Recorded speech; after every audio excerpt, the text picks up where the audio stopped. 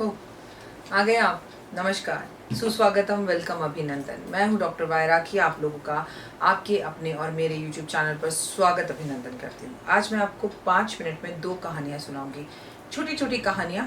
लेकिन आजकल जो चल रहा है आपके और मेरे जीवन में, इससे एक कहानी आपको बहुत प्रेरित करेगी, बहुत हिम्मत देगी। और हो सकता है आप में से बहुत सारे लोगों ने कहानी सुनी भी हो, क्योंकि मैंने ये कहानी स्कूल में सुनी थी। लेकिन अंदाज ज़रा निराला है। बहुत समय पहले की बात है कि एक दर्जी था।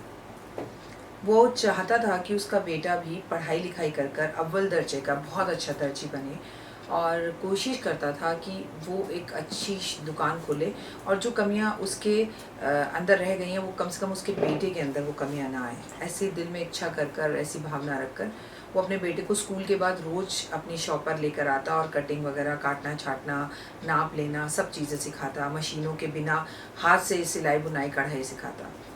वो रोज अपने पिता को देखता, 14 वर्ष का बेटा, कि उसके पिता जब भी कोई चीज़ सुई से सिलते हैं तो उसे टोपी पर लगा लेते हैं सुई को, क्योंकि सुई छोटी है, इधर उधर गिर ना जाए, तो वो टोपी पर यूं ही लगा लिया करते होंगे। और कोई भी चीज़ जब कैंची से काटते हैं तो उसे अपने आसन के नीचे, क्योंकि पहले दर्जी का या कोई भी काम होता था, इनफैक्ट दुकानों पर भी ज़्यादातर जो भी काम होते थे तो लोग ज़मीन पर बैठकर, गद्दी का बहुत महत्व मानते थे, अपने गद्दी पर बैठकर काम को किया करते थे। तो वो क्या करता, कैंची को पाँव के नीचे रख देता। ऐसा मसलन 15-20 दिन तक बेटे ने रोज लगातार देखा। तो उसने अपने पिता से एक बात पूछी, कहानी को अंत तक जरूर सुनिएगा।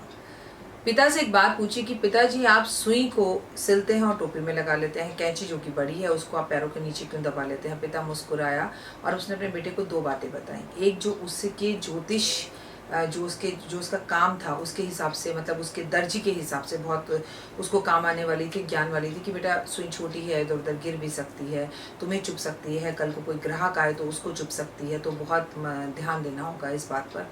और कैंची भी बड़ी है, पैर में आ सकती है, चोट लग सकती है, तो उसे हमेशा छुपा के दबा के रखो। और ये हमारे औजार हैं, यही हमारा रोज़ी है, यही रोटी है।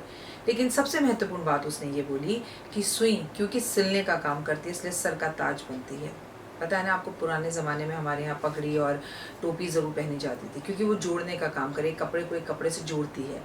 और कैंची क्योंकि बड़ी होने के बावजूद भी काटने का काम कर रही है, तो हमेशा पैरों के नीचे ही रहती है। जूती चाहे कितनी भी महंगी क्यों ना हो, उसको आप हीरे जड़वा लीजिए, मोती जड़वा लीजिए, लेकिन वो पैरों में ही रहेगी और पैरों का ही काम करेगी।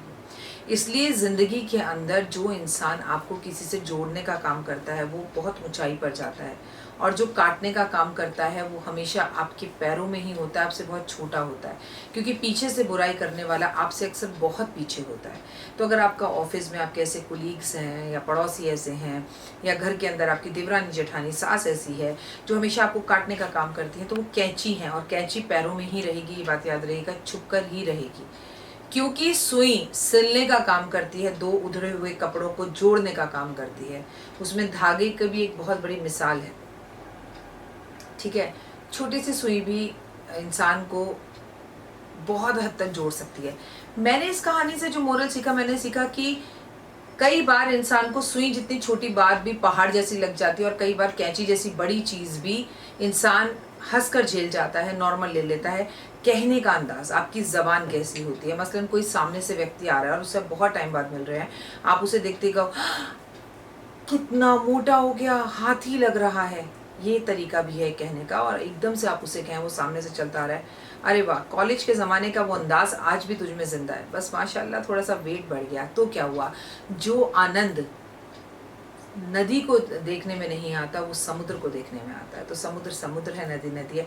आपने अपना मैसेज भी उस तक पहुंचा दिया कि भाई अपना वेट थोड़ा कम कर ले, और आपका अंदाज भी सही रहा, उसके दिल को भी ये बात चुभी नहीं। कभी भी किसी मोटे आदमी को आप देखें और वो कहे यार मैं मोटा हो गया हूँ, तो उसको हमेशा एक ही बात कहो, तो क्या हो गया? जो मज़ा समुद्र को देखने में आता है वो नदी को देखने में नहीं आता, जो बात समुद्र में है वो नदी में नहीं है, और सब नदियों को एक दिन समुद्र में ही तो जाकर मिलना है।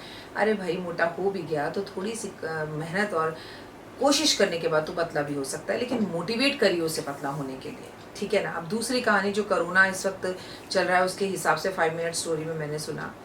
एक बार एक शिकारी ने सोचा आज मैं बहुत सारी चिड़िया पकड़ कर लेकर जाऊंगा, और वो बहुत सारी चिड़िया को पकड़ने के लिए एक जगह पर उसने खूब सारा बाजरा डाला। जब उसने बाजरा डाला तो थोड़ी देर बाद उसने देखा कि बहुत सारी चिड़िया उड़कर आई और बाजरा खाने लगी। शिकारी चालाक था, उसने ऊपर से जाल फेंक दिया, सारी चिड़िया जाल के अंदर फंस गई। ये कहानी आज कोरोना को लेकर बिल्कुल फिट बैठती है। अब हर चिड़िया उड़ने की कोशिश कर रही थी पर उड़ नहीं पा रही थी। कोई इधर से उठ रही थी, कोई उधर से उठ रही थी, पर इतना भारी जाल नहीं उठ पा रहा था। उनमें से सिर्फ एक समझदार चिड़िया थी जिसने कहा कि अगर हम सब 1 2 3 बोलकर अपने पर एक साथ लहराएं तो हम इस जाल को उठाकर चल देंगे। और ऐसा ही हुआ, माशाअल्लाह ऐसा ही हुआ। वो सारी की सारी चिड़ियाएं अपने पर एक साथ उठाकर उस जाल को उठाकर ले गईं और दूर जाकर अपने दोस्त चूहे को बुलाया और उससे वो जाल कटवाकर वो आज़ाद हो गई।